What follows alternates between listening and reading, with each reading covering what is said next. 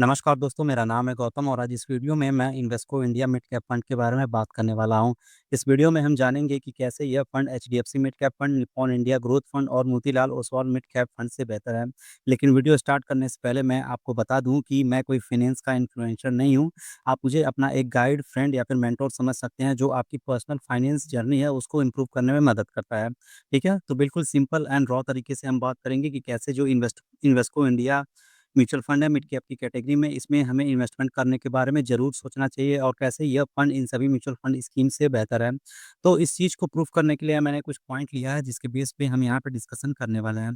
पहला पॉइंट होगा इसके बेसिक इन्फॉर्मेशन को चेक करेंगे। सेकंड पॉइंट जो फंडामेंटल एनालिसिस है इस फंड का उसको चेक करेंगे। थर्ड पॉइंट हमारा होगा कि advance ratio analysis and return analysis को हम चेक करेंगे एंड लास्ट में जानेंगे कि यह फंड में क्या अच्छी बातें हैं, क्या बुरी बातें हैं जो नए या फिर पुराने इन्वेस्टर के लिए हमें एक बार ज़रूर चेक करना चाहिए। तो शुरू करते हैं बेसिक इन्फॉर्मेशन से। देखिए, फंड को लॉन्च हुए 12 साल 8 महीने हो चुके हैं। 1 जनवरी 2013 को यह लॉन्च हुआ था और इसका एसेट अंडर मैनेजमेंट 8,000 करोड़ के आसपास है, जो कि काफ़ी अच्छा है। हालाँकि रिटर्न के हिसाब से मैं बात करूँ तो इस फंड ने 18% से लेके जब से यह लॉन्च हुआ है 21% के बीच में इसने ऑन एन एवरेज रिटर्न बना के दिया है हर साल। लेकिन फिर भी इसमें जो एयूएम है वो काफ़ी कम है बाकी अदर म्यूचुअल फंड स्कीम की तुलना में। अब मुझे पता नहीं कि इसका क्या कारण है, लेकिन रिटर्न के आधार पे एंड इसके जो फंडामेंटल हैं उसके आधार पे यह टॉप म्यूचुअल फंड स्कीम है। आगे मैं बताऊँगा कि इसका एसेट अंडर मैनेजमेंट क्यों नहीं ग्रो हुआ है।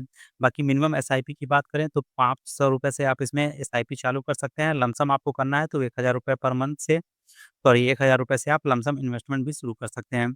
मिड कैप में रिटर्न थोड़ा-सा ज़्यादा होता है, तो रिस्क पैरामीटर इसका हाई है। बाकी exit load as it is 1% है, जैसा कि बाकी अदर म्यूचुअल फंड में होता है। मतलब कि अगर आप 365 डेज़ से पहले अपने म्यूचुअल फंड यूनिट को रिडीम करते हैं, तो आपको 1% का एग्ज़िट लोड देना होता है।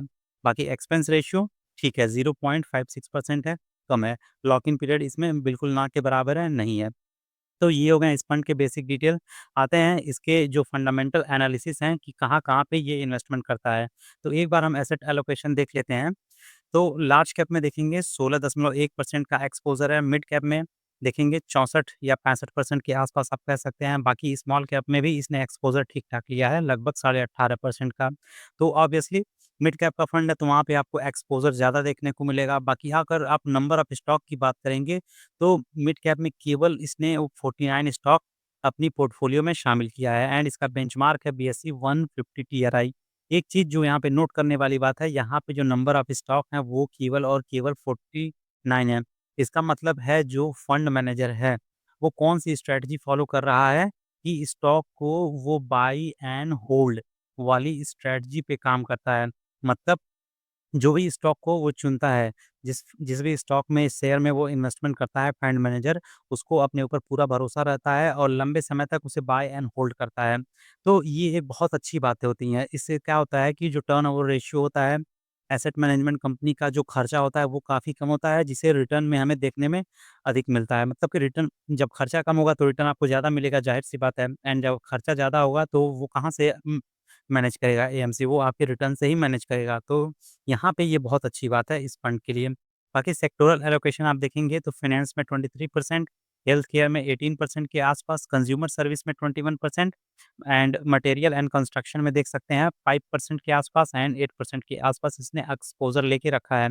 तो ठीक है, अभी आप देखेंगे कि इंडियन फाइनेंस सेक्टर काफ़ी अच्छा ग्रो कर रहा है, इस वजह से यहाँ पे आपको एक्सपोज़र ज़्यादा दिखेगा एंड जो हमारा सर्विस सेक्टर है वो भी काफ़ी तेज़ी से बूम कर रहा है। आने वाले 10 साल, 15 साल, 20 साल में इन दोनों सेक्टर की अभी बूम रहने वाली है। तो इस वज़ह से यहाँ पे आपको एक्सपोज़र देखने को मिल रहा है ज़्यादा।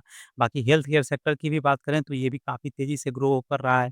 कोरोना में आपने देखा कि हेल्थ केयर के जो स्टॉक थे, फार्मा स्टॉक थे, उनमें कितनी ज़्यादा हमें तेज़ी देखने को मिली थी। तो यहाँ पे जो ये जो आपको टॉप 3 होल्डिंग दिख रही है सेक्टर वाइज़, वो काफ़ी स्ट्रॉन्ग है। अब आते हैं इसके जो रिस्क पैरामीटर है उसको एक बार हम चेक करते हैं। यहाँ पे मैंने अल्फ़ा लिया है, बीटा लिया है, शार्प रेशियो लिया है एंड स्टैंडर्ड डेविएशन लिया है। ये जो आपको दिख रहा है डेटा, ये इसके बेंचमार्क का है, बाकी ये इस फंड का है। तो अल्फ़ा अगर इस फंड का आप देखेंगे 6.13% है, जो कि बेंचमार्क से ज़्यादा है। मतलब ये अपने बेंचमार्क से अच्छा रिटर्न बना के दे रहा है। तो यहाँ पे ये आपको पॉज़िटिव चीज़ें दिखेंगी जो कि काफ़ी अच्छी बात है इस फंड के लिए। बाकी बीटा देखेंगे तो बेंचमार्क का यहाँ पे आपको 0.88% दिखेगा, जबकि इस फंड का 0.95% दिखेगा। तो यहाँ पे जो इसका बीटा है वो थोड़ा-सा ज़्यादा दिख रहा है, लेकिन ये कोई घबराने वाली बात नहीं है। देखिए आइडियल माना जाता है अगर जो बीटा है, मैं यहाँ पे आपको बता दूँ कि किसी भी म्यूचुअल फंड का अगर आप बीटा चेक कर रहे हैं, तो वो अगर 1% से कम है, तो वो अच्छा माना जाता है। तो यहाँ पे ये 1 से कम है, तो ये अच्छा है, कोई बुरा वाली बात नहीं है इसमें। बाकी शार्प रेशियो देखेंगे तो थोड़ा-सा यहाँ पे मुझे डाउन दिख रहा है। एंड स्टैंडर्ड डिविएशन भी थोड़ा-सा डाउन दिख रहा है। ऑब्वियसली मिड कैप का फंड है तो थोड़ा-सा वोलेटिलिटी होगा। एंड रिसेंट मार्केट को आप जब ऑब्ज़र्व करोगे पिछले 1 साल से या फिर डेढ़ साल से, तो मार्केट में बहुत ज़्यादा हलचल देखने को मिली है, बहुत ज़्यादा वोलेटिलिटी देखने को मिल रही है। यहाँ तक कि अगर मैं निफ्टी 50 की बात करूँ या फिर जो बीएसई का हमारा सेंसेक्स एंड निफ्टी है, उसकी भी बात करूँ तो हार्डली वहाँ से जो रिटर्न निकल के आया है 1% 1.5% के आस-पास आया है। इस वजह से कि वोलेटिलिटी ज़्यादा है, तो इस वजह से यहाँ पे आपको इम्पैक्ट देखने को मिलेगा। लेटर ऑन अगर इंडियन स्टॉक मार्केट में सुधार आता है, तो ये जो डेटा है ये इम्प्रूव हो जाएगा। तो अगर मैं ओवरऑल बात करूँ एडवांस रेशियो इसका ठीक है, अच्छा है, खराब नहीं है, ठीक है? अब आते हैं सबसे इम्पोर्टेंट चीज़ रिटर्न पे, इसका रिटर्न कैसा रहा है? लास्ट 1 ईयर का रिटर्न देखेंगे, बेंचमार्क ने नेगेटिव 1.3% का रिटर्न दिया है, जबकि इस फंड का जो रिटर्न है 7.82% है, जो कि बहुत ही शानदार रिटर्न है। भई बेंचमार्क नेगेटिव में जा रहा है, इस फंड का जो रिटर्न है वो पॉजिटिव जा रहा है, तो ये फंड मैनेजर की काबिलियत को बताता है कि उसकी जो प्लानिंग है, स्ट्रैटेजी है, फंड सिलेक्शन है, काफ़ी शानदार है। बाकी 3 ईयर का रिटर्न देखिए बेंचमार्क से इसने ज़्यादा रिटर्न बना के दिया है। 5 ईयर का रिटर्न भी बेंचमार्क से ज़्यादा है एंड 7 ईयर का रिटर्न देखिए, 10 ईयर का रिटर्न देखिए, मतलब हर साल इसने बेंचमार्क से ज़्यादा रिटर्न बना के दिया है, अपनी कैटेगरी एवरेज से ज़्यादा रिटर्न बना के दिया है। तो ओ ओवरऑल अगर मैं रिटर्न के हिसाब से भी बात करूँ, तो इस फंड ने गिरे से गिरे हालत में भी 18-19% से ज़्यादा रिटर्न बना के दिया है। इसके पहले मैंने बताया था कि जो एचडीएफसी, ये मैं एचडीएफसी लिख दूँ, एचडीएफसी मिड कैप हो गया या फिर मोतीलाल ओसवाल मिड कैप हो गया या फिर आप निप्पॉन इंडिया ग्रोथ फंड की बात करें, उन सभी से इसने ज़्यादा रिटर्न बना के दिया है। आप चेक करेंगे तो इन सभी म्यूचुअल फंड का जो रिटर्न है 18-19% के आसपास दिखेगा पिछले 7 साल, 10 साल, 5 साल का डेटा। लेकिन यहाँ पे इसका जो रिटर्न है आप देखिए 20 से कम नहीं है। तो इस वजह से मैं बोल रहा था कि ये जो म्यूचुअल फंड है एक अंडररेटेड म्यूचुअल फंड है, लेकिन इसका रिटर्न बहुत ही शानदार है। मुझे नहीं पता कि क्यों लोग इस पे भरोसा नहीं कर रहे हैं। इसके पीछे का कारण जहाँ तक मैं एनालिसिस कर पा रहा हूँ, वह ये हो सकता है कि जो एचडीएफसी है, इंडिया में बहुत पॉपुलर एएमसी है। एचडीएफसी के बैंक हैं, कस्टमर बेस अच्छा है, तो इसलिए नाम के पीछे भी लोग बहुत भागते हैं। बाकी निप्पॉन इंडिया की बात करें तो रिलायंस से जुड़ा हुआ है, हो सकता है इसके पीछे लोग भागते हों। मोतीलाल ओसवाल इंडियन टच नाम है, तो इंडियन टच होगा, तो इस वजह से लोग भरोसा करते होंगे। बाकी इन्वेस्को के बारे में थोड़ा-सा अटपटा इसका नाम लगता है सुनने में, जैसे लगता है कोई बाहरी कंपनी हो। तो इस वजह से हो सकता है कि जो इन्वेस्टर्स हैं, इसको उतना तवज्जो ना देते हों उस और इस पे इतना भाव ना देता हूँ, इस वजह से यहाँ पे आपको जो एयूएम दिख रहा था, वो कम दिख रहा है। बाकी अगर रिटर्न के हिसाब से देखेंगे, रिस्क एनालिसिस करेंगे तो बहुत शानदार रिटर्न है, इन्वेस्टमेंट के बारे में डेफ़िनेटली इसमें सोचना चाहिए। तो फाइनली हम जानते हैं कि इसमें क्या अच्छी बातें हैं और क्या चैलेंजेज़ हैं, मतलब कि क्या इसके प्रोज़ एंड कॉन्स हैं। तो सबसे अच्छी बात जो मुझे दिख रही है कि लो एक्सपेंस रेशियो है, 0 पॉइंट कितना था 56%, जो कि इसके कैटेगरी एवरेज से कम है। बाकी रिटर्न की बात करें तो सबसे अच्छी बात है कि बेस्ट है अपनी कैटेगरी में। रिटर्न के हिसाब से this fund is one of the best in generating consistent return in its category. अपनी कैटेगरी में, मतलब कि मिड कैप की कैटेगरी में जिस कंसिस्टेंसी के साथ इसने रिटर्न बना के दिया है, ऐसा रिटर्न किसी ने नहीं बना के दिया है।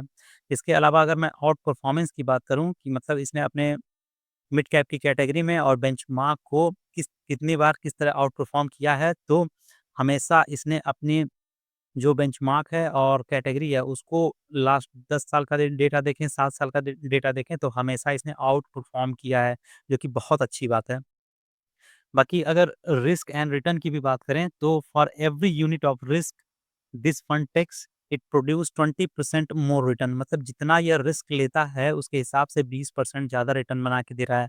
एग्जाम्पल के लिए अगर मान लो 100 यूनिट का आपका रिस्क है, ये है आपका रिस्क किसी भी म्यूचुअल फंड किसी भी नहीं, इस फंड में अगर फंड मैनेजर 100 यूनिट का रिस्क ले रहा है, तो आपको जो वो रिटर्न बना के दे रहा है, वो 120 यूनिट का दे रहा है। तो अच्छा ही है, भई जितना रिस्क ले रहा है उसके हिसाब से अच्छा रिटर्न मिल रहा है तो अच्छी बात है। बाकी अगर फंड की ऐज की बात करेंगे तो मिड कैप की कैटेगरी में ये सबसे पुराना फंड में से एक है, तीसरा ओल्डेस्ट फंड है। एंड ये जो इम्पोर्टेंट पॉइंट मैंने आपको पहले ही बताया था कि हर बार इसने अपने बेंचमार्क को बीट किया है। बाकी इस फंड में क्या बैड बातें हैं, बैड नहीं कहूँगा, क्या चैलेंजेज़ हैं उसको एक बार देख लेते हैं। तो यहाँ पे आपको एग्ज़िट लोड जो देखने को मिलेगा वो अगर आप क्या है कि exit load for unit in excess of 10% of investment 1% will be charge for redemption with in year. हाँ, तो चैलेंजेस यहाँ पे जो देखने को मिल रहा है वो यह है कि अगर आप 10% से ज़्यादा 1 साल के अंदर यूनिट रिडीम करते हैं तो आपको 1% डायरेक्टली देना पड़ेगा एग्जिट लोड।